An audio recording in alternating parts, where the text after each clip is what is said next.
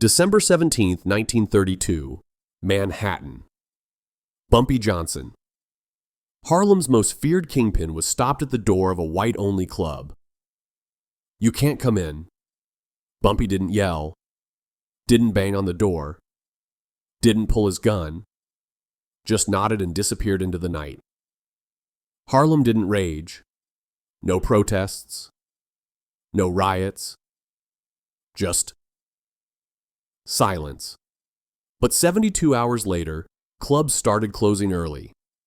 Police doubled their patrols. Club owners called each other voices shaking. So what did Bumpy do in those 3 days that forced all of Manhattan to change the rules? This is the story of how one man dismantled an entire system of racial segregation with nothing but silence. No official records, no recordings. Only the accounts of those who stood close enough to understand that sometimes doing nothing is the deadliest move of all. The Cotton Club had a rule that didn't need to be written. Everyone in Manhattan knew it. White patrons only. It didn't matter if you owned half of Harlem. It didn't matter if you could buy the building 3 times over. If your skin was dark, the door stayed closed. December 17th, 1932, 11:47 p.m. 23 degrees. Snow beginning to dust West 48th Street like powdered glass. Bumpy Johnson stepped out of a black Cadillac. Tailored 3-piece suit. Fedora angled perfectly. Gold watch catching the amber glow of the streetlights. He moved like a man who'd never been told no in his life. Because in Harlem, he hadn't been. Not in over a decade. He wasn't there to cause trouble. A white business associate had invited him. Something about a lucrative opportunity that required a face-to-face. The kind of meeting that could mean $50,000. Maybe more. The doorman saw him coming from 30 feet away. Big Irish guy named O'Malley. 3 years working that door. Broken up fights. Handled drunks. Turned away gangsters twice his size. He knew every dangerous man in Manhattan by face. And he knew Bumpy Johnson was the most dangerous of them all. O'Malley stepped forward. Hand raised. Voice flat as a judge reading a sentence. "Club's at capacity tonight." Bumpy stopped 3 feet from the entrance. Steam rose from his breath in the frozen air. Behind him, the Cadillac's engine ticked as it cooled. His driver stayed behind the wheel, hands visible on the steering wheel. Smart. "I have an appointment," Bumpy said. His voice was silk over steel. No threat in it. Just fact. "Doesn't matter." O'Malley's hand didn't waver. "No more room." The lie hung between them like cigarette smoke. Through the glass doors, Bumpy could see empty tables. A coat rack with maybe 10 coats on it. A 4-piece band playing to a room that was barely half full. A blonde woman laughing too loud near the bar. Bumpy knew it was a lie. O'Malley knew that Bumpy knew. And O'Malley knew that Bumpy knew exactly why he was lying. This wasn't about fire codes. This was about a line drawn in skin color. A line that men like O'Malley were paid to enforce. A line that men like Bumpy were expected to accept. What happened in the next 10 seconds would become legend. Bumpy didn't move. Didn't blink. His eyes locked onto O'Malley's face like a camera shutter freezing a moment in time. In his world, disrespect like this had one answer. One response. Blood. But Bumpy Johnson didn't reach for the gun everyone knew he carried. He didn't call for his driver. Didn't raise his voice. Didn't even let his expression change. He just stood there. 3 seconds. 4. 5. O'Malley felt sweat forming under his collar despite the cold. He'd seen men shot for less. Seen bones broken over a wrong look. He braced himself for whatever was coming. Then Bumpy nodded. Once. Slowly. "I understand." 2 words. Calm as a Sunday morning. He turned, walked back to the Cadillac, got in. The door closed with a expensive click. The car pulled away from the curb, taillights fading into the falling snow. No scene, no confrontation, no violence. O'Malley stood there on the sidewalk, breath coming out in short bursts. His hands were shaking. Later that night, he'd pour himself 3 whiskeys before he could sleep. He'd tell his wife he felt relieved, but he'd also tell her something else that would keep him awake. The way he looked at me wasn't angry, wasn't even hurt. It was like he was taking a photograph, like he wanted to remember exactly what I looked like when I did it to him. Inside the Cotton Club, the white business associate sat at table 7. He checked his watch every 5 minutes, ordered 2 drinks, waited 40 minutes, finally paid his tab and left, wondering what the hell had happened. The lucrative opportunity evaporated into the winter air. By midnight, 3 doormen at other clubs had heard about it. By 1 a.m., it was being discussed in 2 all-night diners where gangsters ate eggs and planned their next moves. By 2 a.m., a numbers runner was carrying the story back to Harlem. By sunrise, everyone knew. And that's when something unexpected began. Because in 1932, when a man like Bumpy Johnson got disrespected publicly, there were rules. Unwritten, understood, enforced with lead and blood. Someone was supposed to pay. Windows got smashed. Businesses got burned. Bodies showed up in the Hudson with their throats cut and notes pinned to their chests. That's how power worked in New York City. You got hit, you hit back twice as hard. You got embarrassed, you made sure the other side got buried. Bumpy Johnson had built his empire on those rules. He'd written some of them himself. In blood. Across the faces of men who thought they could challenge him. So when he walked away from that door, when he just nodded and left, everyone assumed the retaliation was coming. They assumed O'Malley was a dead man walking. They assumed the Cotton Club would burn to ash. They assumed Harlem would explode like a powder keg. They were all wrong. Because what Bumpy Johnson did next wasn't in anyone's playbook. It wasn't something you could prepare for or predict. It was something new. Something that would change how power worked in Manhattan forever. He did absolutely nothing. And that nothing would become the most terrifying weapon anyone had ever seen. By 8 a.m. on December 18th, every barbershop in Harlem knew the story, not from newspapers, not from police reports, from the network that ran faster than any telegram. Barbers, doormen, street sweepers. The invisible infrastructure of Black New York that saw everything and forgot nothing. At Jimmy's barbershop on 125th Street, 3 men sat getting their morning shaves. The radio played Duke Ellington low in the corner, hot towels steamed, straight razors gleamed. Nobody spoke for the first 5 minutes. The silence itself was unusual. Finally, Julius, the oldest barber, the man who'd given Bumpy his first job running numbers back in 1920, broke it. He didn't look up from the straight razor he was stropping. "Heard he just walked away," Julius said. Not a question. A confirmation that needed to be spoken out loud to be believed. "That's what I heard too," said the man in his chair. A postal worker named Green who'd seen Bumpy the night before, 2 hours before the incident. More silence. Another minute passed. A younger man getting his hair cut in the next chair over finally asked what everyone was thinking. "You think he's going soft?" Julius stopped mid-stroke. The razor hung in the air. He looked at the young man in the mirror. His expression could have cut glass. "You really think that?" The young man didn't answer. Because nobody who actually knew Bumpy Johnson thought he was going set. This was a man who'd survived the Prohibition Wars. Who'd walked out of police stations that were supposed to be his tomb.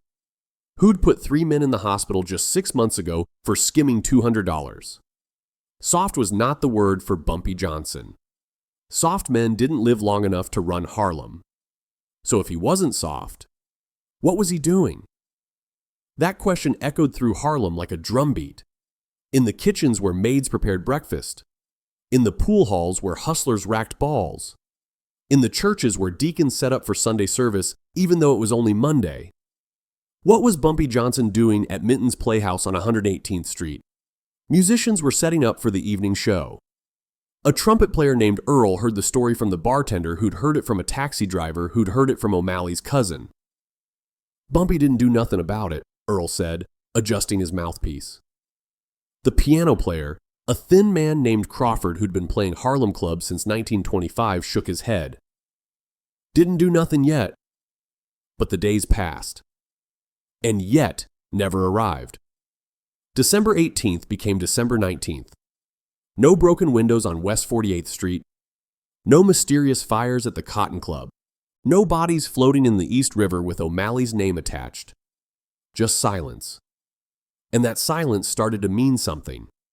Started to become its own kind of message. Because this is where the story gets strange. Where it stops being about revenge and starts being about something nobody expected. In any other situation, Harlem should have been furious. The community should have demanded action, protests, boycotts, retaliation. Something. That's not what happened. Instead, something stranger began to crystallize. Something that caught everyone off guard, including the police, including the newspapers, including Bumpy's own crew. Harlem started waiting, not waiting for violence, not waiting for Bumpy to strike back. Waiting to see what the silence meant. Because Bumpy Johnson didn't do anything without a reason. Every move was calculated 5 steps ahead. Every decision had been war-gamed in his mind. So if he was staying quiet, there was a plan. By December 20th, 3 days after the incident, you could feel the shift. It was subtle, like the air pressure changing before a storm. People weren't angry. They were watchful. At the corner store on Lenox Avenue, 2 women stood talking. One of them, a woman named Dorothy, worked as a maid for a wealthy white family on Park Avenue. She came up to Harlem every evening on the subway, still wearing her uniform under her coat. "They're nervous," Dorothy said, lighting a cigarette. "The white folks downtown, they keep asking me if there's going to be trouble. If Harlem's going to, do something." Her friend, a younger woman named Ruth, worked at a laundry. "What did you tell them?" Dorothy exhaled smoke into the winter air. "Told them I don't know, because that's the truth. Nobody knows." That uncertainty was spreading. Not just in Harlem, across Manhattan, into the boroughs. Even white business owners who'd never spoken Bumpy's name out loud were suddenly aware of it. Were suddenly wondering what he was planning. Meanwhile, Bumpy Johnson went about his business as if nothing had happened. He collected debts, ran his numbers operation, met with his lieutenants in the back room of a club on 133rd Street, attended a church service on Sunday morning, dressed in his best suit, Bible in hand. He didn't mention the Cotton Club, not once. Not to his enforcers, not to his most trusted men, not even to Stephanie St. Clair, the legendary numbers queen who ran operations with him and would have cut O'Malley herself if Bumpy had asked. When someone tried to bring it up, tried to ask what the plan was, Bumpy would just look at them. That same look he'd given O'Malley. The photograph look. The look that said he was recording this moment for future reference. And the conversation would die. But behind the scenes, something was happening. Small things. Movements so subtle that most people didn't notice them at first. Bumpy had stopped going to clubs downtown. Any clubs. Even the ones that would let him in. The ones where black entertainers performed for white audiences. His entire crew followed suit. Dozens of Harlem's biggest spenders, the men who'd dropped $300 in a night on champagne and steaks, suddenly stopped appearing at white-owned establishments south of 110th Street. No announcement, no boycott declared, no speeches or manifestos, just absence. And that absence started bleeding the clubs dry. By December 23rd, 6 days after the incident, 3 clubs on the west side reported their revenues were down 30%. By Christmas, that number hit 40%. By New Year's Eve, some clubs were operating at half capacity. The money was disappearing. Not because of threats, not because of violence, because Bumpy Johnson had decided, without saying a single word, that Harlem's money would stay in Harlem. And when Bumpy decided something, Harlem listened. The white club owners started calling each other, late-night phone calls, whispered conversations in back offices. What's going on? Is it permanent? Is this about the Cotton Club thing? Should we do something? But here's what made it truly terrifying. Nobody knew if it was temporary. Nobody knew if it was a warning. Nobody knew if this was the calm before a storm that would rip Manhattan apart at the seams. Nobody knew if tomorrow morning, Bumpy would decide silence wasn't enough, and all they knew was this: the most dangerous man in Harlem had been publicly humiliated, disrespected in a way that demanded blood, and he'd done absolutely nothing. And somehow, that nothing was more frightening than any retaliation they could imagine. Because silence from a man like Bumpy Johnson didn't mean surrender. It meant he was thinking, planning, calculating. And when he finally moved, when he finally showed his hand, it would be too late to defend against it. The city was holding its breath, waiting for the moment when Bumpy Johnson would exhale. December 27th, 1932, 10 days after the incident. The New York Herald had sent a young reporter named Frank Morrison to Harlem. His assignment was simple: find out when the violence was coming. Not if, when. Morrison set up in a diner on 135th Street, ordering coffee after coffee, watching the street through frosted windows. He'd covered the mob wars of the 20s, seen what happened when powerful men got disrespected. The pattern was always the same. First came the insult, then came the blood. But Harlem wasn't following the pattern. The streets looked normal. Kids played in the snow, women carried groceries, men stood on corners talking, hands shoved deep in coat pockets against the cold. Morrison had expected tension, anger simmering just below the surface. Instead, he found something he couldn't quite identify. Calm. Not the calm of peace, the calm of waiting, and like the entire neighborhood was holding its breath. "You're wasting your time," the waitress told him on his 3rd day there. She was an older black woman named Pearl who'd worked that counter for 15 years. "Ain't gonna be no violence. How do you know?" Morrison asked, pencil poised over his notepad. Pearl refilled his coffee without being asked. Because if Bumpy wanted blood, there'd already be blood. Man doesn't wait 10 days to break somebody's legs. He's doing something else. What's he doing? Pearl looked at him like he'd asked why the sky was blue. Hell if I know. But whatever it is, it's working. You should see the white folks who come through here now, scared as rabbits. Morrison didn't understand. Not yet. That night, he went downtown to the Cotton Club, wanted to see it for himself. The place where it all started. He expected it to be packed. New Year's Eve was coming. The Cotton Club on New Year's Eve was supposed to be the hottest ticket in Manhattan. The line outside was thin, maybe 15 people. Morrison had covered the club before. Last New Year's Eve, the line had wrapped around the block. People waited 2 hours in the cold just to get in. Tonight, you could walk right up. Inside, the tables were half empty. The band played to scattered applause. Women in expensive dresses looked around nervously, as if expecting something to crash through the windows at any moment. Morrison sat at the bar and ordered a whiskey. "Slow night," he said to the bartender.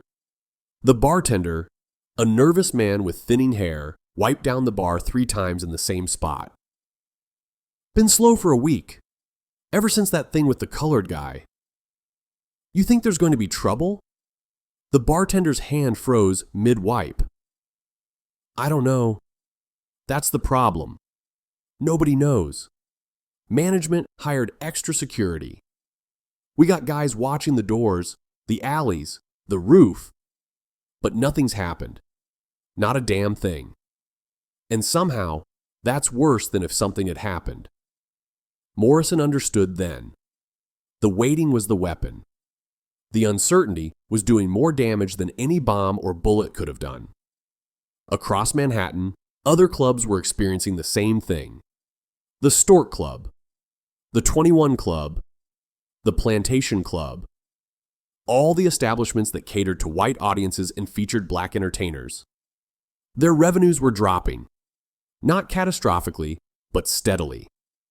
Like a slow bleed that wouldn't stop. And the owners couldn't figure out why. The entertainment was the same. The prices hadn't changed. The quality was unchanged. But something was different.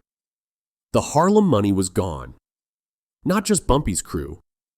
Dozens, maybe hundreds of black patrons who used to spend freely downtown had simply stopped coming. They hadn't organized, hadn't made speeches, hadn't picketed. They'd just vanished. And with them went thousands of dollars every night. Meanwhile, the police were getting nervous. Captain Michael Riley of the 28th Precinct had been watching Harlem for 15 years. He knew Bumpy Johnson, had arrested him twice, though nothing ever stuck. He knew how the man operated, knew his patterns, his tactics. And this didn't fit any of them. On December 28th, Riley called a meeting with his senior officers. 6 men crowded into his small office, cigarette smoke hanging thick in the air. "We've had eyes on Johnson for 11 days, Riley said, pacing. "He hasn't done anything unusual, hasn't met with anyone suspicious, hasn't even raised his voice in public." "Maybe he's scared," one officer suggested. 3 of the other men laughed. "Bumpy Johnson's scared parse," another officer said. "That's like saying a tiger's scared of a house cat."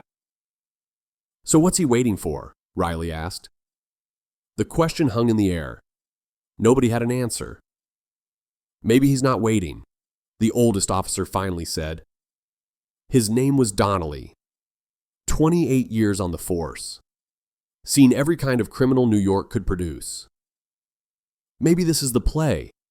Maybe the waiting is the point." Riley stopped pacing. "What do you mean?" "Think about it," Donnelly said, crushing his cigarette into an ashtray. "Every club downtown is scared. Every owner's looking over his shoulder. They're hiring extra security. Losing money. Losing sleep. And Johnson hasn't lifted a finger. He's making them destroy themselves." The room went quiet. Because Donnelly was right. And that realization was terrifying. If violence could be answered with more violence, the police knew what to do. But how do you fight silence? How do you arrest someone for doing nothing? How do you stop a threat that exists only in anticipation? You can't. By December 30th, 13 days after the incident, the pressure had built to an almost unbearable level. Club owners were calling each other daily. Should we apologize? Should we change our policies? Should we do something? But nobody wanted to be the first to blink. Nobody wanted to show weakness. Because showing weakness to a man like Bumpy Johnson was like showing blood to a shark. So they waited, and hoped, and prayed that whatever was coming would just come already. Because the waiting was killing them faster than any bullet could.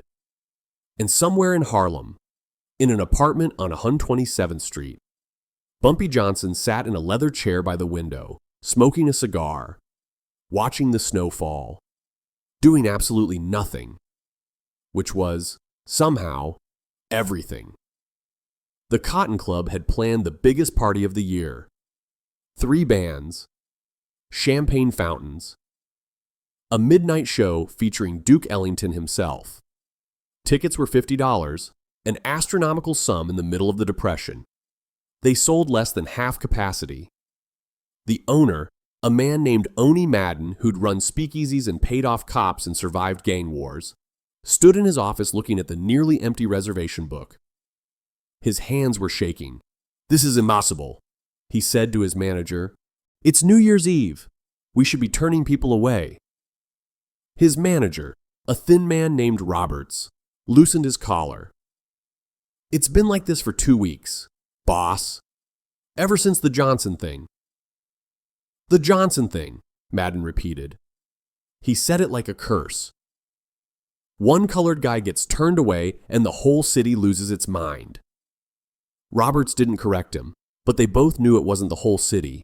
It was Harlem, and Harlem's money, and the white patrons who were too scared to come downtown because they didn't know what was going to happen. Madden grabbed his coat. "I'm going to talk to him." "To who?" "To Bumpy Johnson. I'm going to end this." Roberts went pale. "Boss, you can't. That's not safe." "Safe." Madden laughed, but there was no humor in it. "I'm losing $10,000 a week. Nothing about this is safe. At least if I talk to him, I'll know what he wants." An hour later, Oni Madden's car pulled up outside Small's Paradise, a club on 135th Street that was packed wall to wall despite the holiday.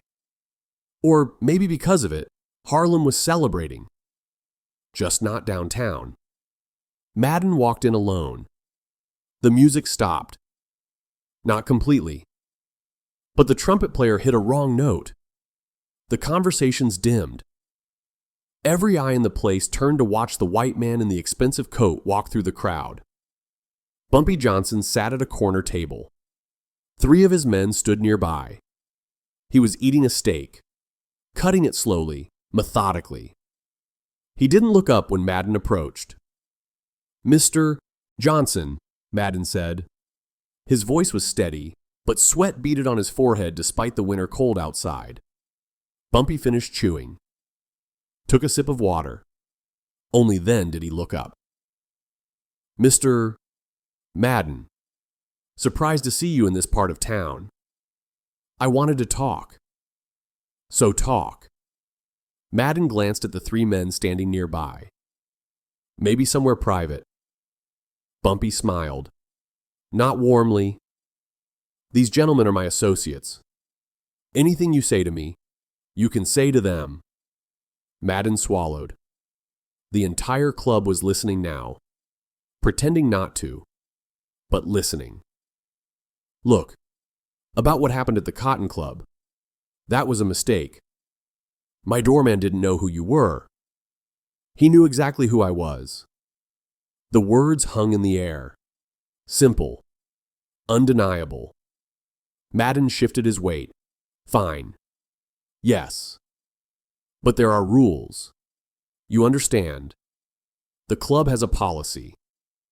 "I understand policies," Bumpy said. He set down his knife and fork. "I have policies too. For instance, I have a policy about how my money gets spent, where it goes, who gets it. Your money. Mine. My associates. My communities." Bumpy leaned back in his chair. "See, for years, we've been spending our money downtown. At your clubs, your restaurants, your businesses, making you rich while we get turned away at the door like dumb." Madden's jaw tightened. "So what do you want?" "You want me to change the policy. Let coloreds in." The entire club went silent. Bumpy stared at Madden for 5 full seconds. When he spoke, his voice was soft. "Dangerous. I don't want anything from you, Mr. Madden. I'm not asking for permission. I'm not begging for a seat at your table." "Then what is this? What are you doing?" "I'm doing nothing. That's the point." Bumpy picked up his knife and fork again. Cut another piece of steak. "I'm just no longer interested in giving my money to people who don't respect me. Neither is anyone else in Harlem. We're spending our money here now. In our clubs. Our restaurants. Our community." "For how long?" Madden demanded. "This can't last forever." Bumpy looked up at him one more time. "You're right, it can't. Because sooner or later, clubs like yours are going to have to decide what's more important, your policies or your profit margins. He put the steak in his mouth, chewed slowly. "Now, if you'll excuse me, Mr. Madden, I'm trying to enjoy my New Year's Eve. You should go do the same. I'm sure your club needs you." Madden stood there for another 10 seconds, waiting for something. A demand, a threat, a negotiation. But Bumpy just kept eating, as if the conversation was already over. Because it was. Madden turned and walked out. The cold air hit him like a slap. His car was waiting. As he got in, he could hear the music from Small's Paradise kicking back into full swing. Laughter. Celebration. Life. His club, a mile away, was dying in silence. By January 3rd, 1933, 3 clubs had quietly changed their policies. Not publicly, no announcements, no apologies, but their doormen had been given new instructions. Be more flexible. Use discretion. Don't turn away anyone who looks like they have money. By January 10th, 6 more followed. The Cotton Club held out until January 20th. Then Oni Madden made a quiet phone call to Small's Paradise. Left a message with the bartender. The message was simple. All are welcome. Bumpy Johnson never acknowledged receiving it, never returned the call, never set foot in the Cotton Club again. But 2 days later, his crew started spending money downtown again. Not at the Cotton Club. At the clubs that had changed first. The ones that had bent before they broke. Those clubs suddenly saw their revenues climb back to normal. Better than normal. The message was clear. Respect would be rewarded. Stubbornness would be punished. And it all happened without a single act of violence. No broken bones. No burned buildings. No bodies. Just money moving from one part of the city to another. Just empty tables where full ones used to be. Just the quiet, devastating power of a community deciding where its respect could be bought. The newspapers barely covered it. A few small articles buried on page 6. Harlem clubs see increased business. Downtown establishments report sluggish holiday season. Nothing that connected the dots. Nothing that told the real story. Because the real story was too subtle for headlines. Too quiet for the front page. It was about power changing hands without anyone noticing until it was already done. Captain Riley wrote in his report, Johnson made no moves, no arrests warranted. And technically, he was right. Bumpy Johnson had committed no crime, broken no laws. He'd simply stopped spending money at establishments that didn't want him. That was his only weapon. And it had brought Manhattan to its knees. February 14th, 1933. 2 months after the door closed. Valentine's Day in Manhattan brought roses and champagne to the clubs downtown. The Cotton Club was full again. Not packed, but respectable. The hemorrhaging had stopped. But something fundamental had shifted. Something that couldn't be measured in ticket sales or profit margins. The invisible line had been redrawn. On West 48th Street, a new doorman worked the entrance. O'Malley had quit 3 weeks earlier. Told his wife he couldn't sleep anymore. Told his priest he felt like he was being watched even when no one was there. He'd taken a job at a factory in Brooklyn. Less pay. Safer. The new doorman's instructions were different. Use your judgment, as the manager had said. We can't afford another incident. Translation: don't turn away anyone who looks like they have money. Across Manhattan, the same quiet revolution had occurred. Not through legislation, not through protests or court orders, through something more powerful and more permanent. Economic leverage. The clubs that adapted survived. The ones that didn't found themselves playing to empty rooms, watching their competitors thrive while they withered. Market forces had accomplished what decades of activism couldn't. Because Bumpy Johnson had understood something that most people missed. Power doesn't always announce itself with violence. Sometimes it announces itself with absence. with the quiet withdrawal of resources, with the patient willingness to let your opponent destroy themselves while you do nothing. He'd turned silence into a siege. By March, the story had become legend in Harlem. Not the version the newspapers told, because they barely told it at all. The real version. The one passed from barber to bartender to grandmother to grandchild. The story of the night Bumpy Johnson was turned away from a door and didn't burn the city down. The story of how he won by walking away. The story of how an entire community followed him without being asked, because they understood what he understood. That dignity doesn't beg. Julius, the old barber on 125th Street, told it best. A young man came in asking about it, wanting to know what really happened. Julius set down his scissors and looked at the kid in the mirror. What happened was, Bumpy showed us something we'd forgotten, Julius said. Showed us that we don't need their permission, don't need their approval. We got our own clubs, our own money, our own power. We'd just been giving it away for free. So what did he win? The young man asked.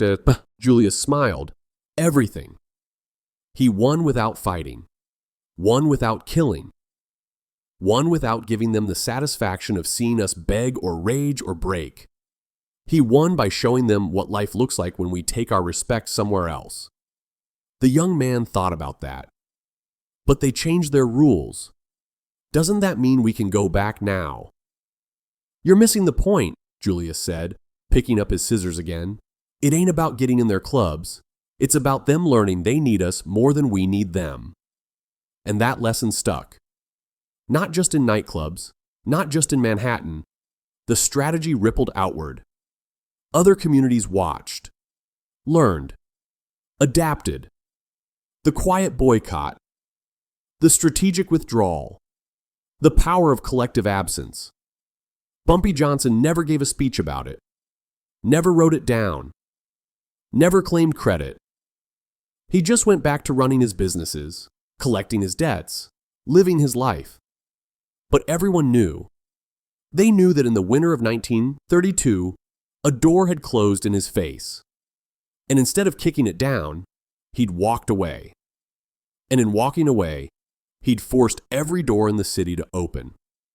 Not through violence, not through begging, through dignity. The kind of dignity that doesn't need to raise its voice to be heard. The kind that doesn't need to throw a punch to win the fight. The kind that understands the most powerful word in any language isn't yes or no, it's enough. And on December 17th, 1932, standing on a sidewalk in the falling snow, Bumpy Johnson had said that word without speaking it.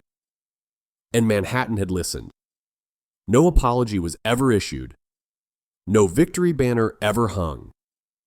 But from that night forward, people understood there were doors that shouldn't be closed to Harlem.